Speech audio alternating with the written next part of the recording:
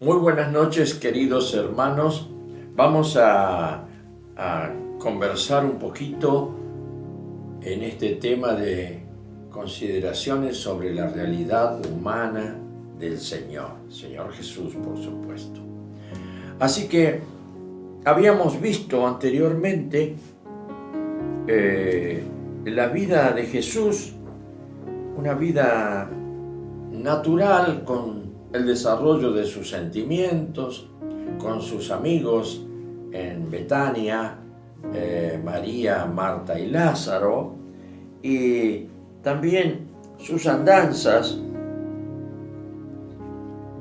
Lo miraban y nadie podía detectar bien quién era por las cosas que decía, y la gente algunos le aceptaban, otros estaban confundidos, y todo su esquema chocaba con los parámetros y los principios de la estructura social que se vivía en ese momento.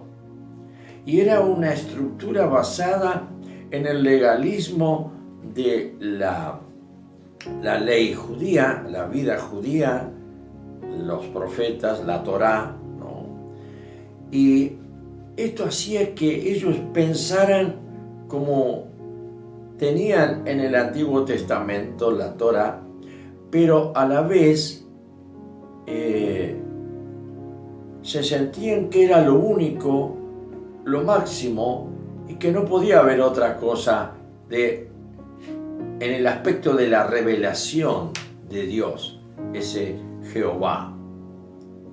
De manera que entonces, cuando Jesús empezó a hablar y comenzó a decir cosas que no estaban en contra, pero no estaban coincidentes con la interpretación de estos señores sabios, doctores de la ley de Moisés, que habían interpretado muchas cosas secamente, sin la verdadera simplicidad de un Dios que ponía sus leyes, pero que no había sujeción y no había tampoco quienes interpretaran las Escrituras sin mezclarlas con su ego y con su propia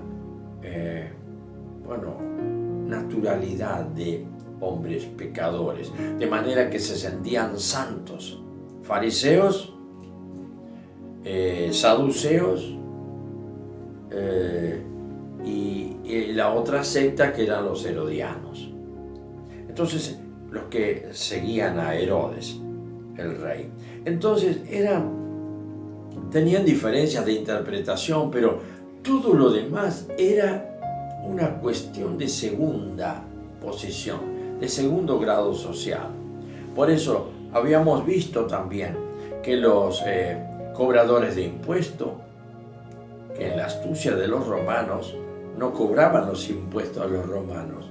Los romanos buscaban traidores a su fe y al Dios de Israel, para que fueran judíos los que les cobraban los impuestos. Por eso les tenían tanta bronca a los publicanos, que se ocupaban de la cobranza de los impuestos que Roma imponía, pero lo tenían que hacer ellos.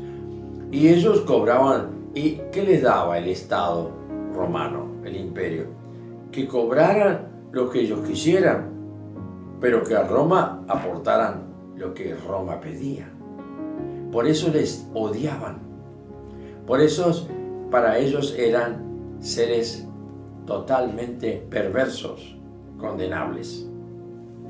Y Jesús se acercaba a los publicanos, conversaba con ellos, no les hacía la distinción de miserables o de, como les llamaban ellos, pecadores, indignos pecadores. Por eso tenemos la parábola de Jesús, el publicano y el fariseo. Fíjense que caso típico que no hace falta que le agreguemos mucho más. El publicano tirado en el piso golpeándose el pecho, pidiendo auxilio, pidiendo perdón a Dios. Y Y el fariseo, con los brazos levantados, puesto de pie, miraba para arriba y decía: Señor Dios, Jehová Dios, yo no soy como este miserable pecador. Yo ayuno 2 días a la semana y doy el diezmo de la menta, del eneldo y de un montón de cosas más. Se sentían santos y perfectos. ¿Qué dijo Jesús? Les puedo asegurar que el que se fue justificado fue el que estaba pidiendo misericordia en el suelo, en el piso. O sea, contradecía lo que para ellos era ya aceptado como statu quo, que significa algo que es incambiable y que venía de Dios. El que es mejor se gloría por ser mejor y menosprecia al que es peor. Perdón. De esta manera nos encontramos que de esta manera ellos a Jesús lo tienen en una luz dudosa. Está contrariando la ley de Moisés. Y se le va poniendo en contra los estrictos de la ley y los correctos. Ya Él no está con nosotros, por lo tanto, lo que Él predica no puede ser de Dios. Y se junta con los pecadores. Y esa es ya su situación que lo va a llevar a la cruz. Porque le van a buscar la vuelta para eliminarlo del pueblo, eliminarlo de las multitudes y eliminarlo como un rabí, como maestro que le había puesto la multitud, no ellos.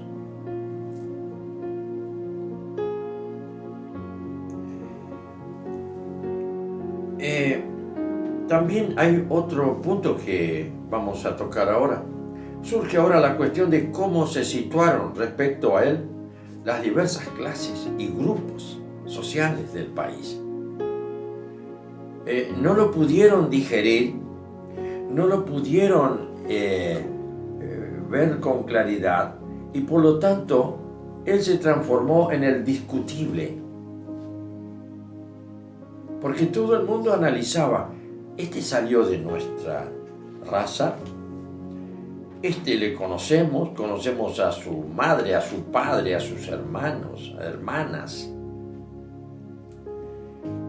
Pero las cosas que dice son extrañas y parece que él intenta o ataca a la doctrina de los correctos, de los doctores de la ley. Pero a nosotros nos encanta escucharlo, porque no habla como los doctores de la ley. Habla como que él trae algo nuevo, un mensaje de amor, un mensaje distinto. Y por eso le seguían. Entonces se forma una situación de, como dije ya, una persona discutible. No se le puede meter en el grueso de los que son aquellos que dan el mensaje de la verdad de parte de Dios, pero tampoco se lo puede dejar, porque las cosas que dice son muy confrontativas. Eso, a través de las Escrituras, con la simple lectura, nos vamos dando cuenta cómo Jesús está declarando una situación superior a la de la ley. Jesús acá viene a mostrar cómo es el reino de Dios. Y Él viene a que, al escucharle a Él, conozcan a Dios.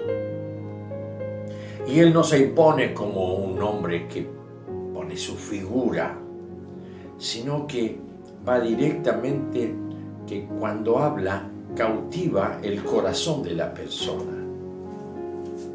Y entre las mismas personas que le escuchan Hay algunos que pueden exclamar, como está el caso, de decir, no podemos. Es demasiado lo que pide. Cuando él dijo, mi carne es verdadera comida y mi sangre es verdadera bebida, se escandalizaron y muchos se apartaron y se fueron. Y cuando Jesús se reunió con los 12, les dijo, ustedes también quieren irse, váyanse. Lo que él decía era una manifestación de la verdad que él llevaba dentro y por tanto creaba una situación de oposición, o sea, creaba inmediatamente la definición de dos bandos que no se ha cortado nunca a través de 2000 años. Dos bandos que son los que dividen al mundo en dos. Los del camino ancho y los del camino angosto. Cuando él dijo, yo soy el camino, la verdad y la vida. Yo soy el camino angosto. ¿Por qué? Porque uno, para caminar ese camino, tiene que negarse a sí mismo. Así que estamos los que, para poder negarnos a nosotros mismos, necesitamos una declaración, no simplemente que venga a nuestra mente, sino que revolucione en nuestro corazón nuestra capacidad y absorba nuestra voluntad como apegada ahora a esa persona tan discutida por la otra parte que le niega.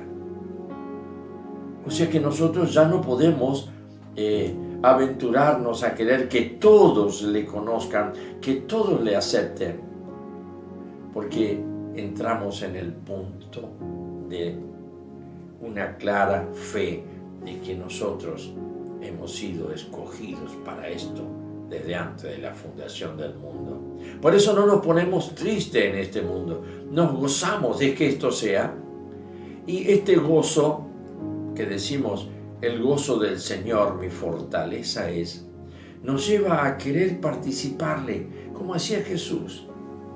Y creo que todos que hemos vivido ya muchos años la fe en el Señor Jesús, no en la doctrina, en la persona de Jesús.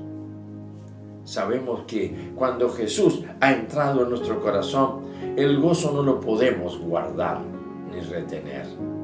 Entonces intentamos con uno, con otro, igual que hacía él, y con otro, llevarle ese mensaje de amor que quedó guardado en nosotros y que nos transformó en templo de ese Espíritu Santo de amor que vino de Dios y que hizo que comience la iglesia, o sea, que comiencen a funcionar los Cristos de Dios en la tierra.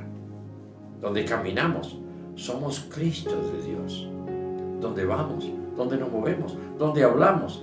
Así que nuestra vida está totalmente definida, a no ser que todavía estés en una etapa en donde nadas en dos aguas, en donde a veces estás a la derecha y a veces estás a la izquierda. Todavía no ha habido una decisión, pero cuando llegue, va a llegar, tendrás que decidir por un lado o por el otro.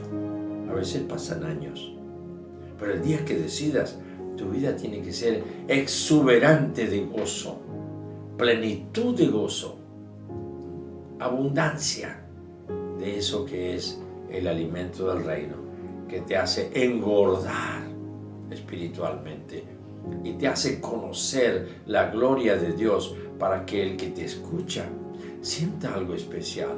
Quizá la misma palabra, el mismo versículo, pero lo va a ver que lo está viviendo y que no es algo que es un pensamiento, es algo tuyo, un tesoro que vos llevas escondido y que le das forma y llega a la otra persona y llega con amor, no con imposición. Por eso no hace falta pelearse con nadie, no hace falta discutir con nadie, No peleamos, Efesios 6, no peleamos contra carne ni contra sangre, sino que peleamos con aquellos que hemos ya identificado como nuestros enemigos, seres invisibles que atentan contra nuestra vida, que atentan contra nuestra realidad de estar llenos del Espíritu Santo, que atentan contra nuestra obediencia, llenándonos de dudas, que es pecado, y de cosas raras. Nosotros estamos guardados por el Espíritu de Cristo, porque ahí es donde podemos fortalecernos. El Señor nos cubre y el maligno no nos toca.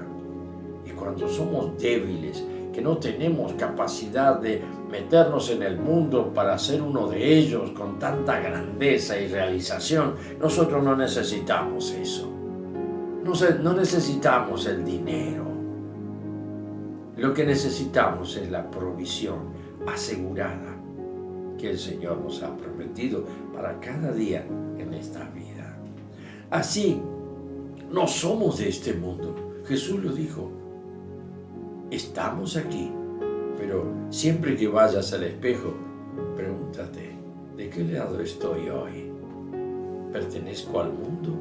¿O ya estoy zafando de todos estos ligamentos y ataduras del mundo que me preocupan tanto? ¿Será que el Señor me va a cubrir en esto? Y si no te cubre, estás en sus brazos y por algo ha de ser. Tírate en sus brazos y reposa y descansa en Él. Que el Señor te bendiga.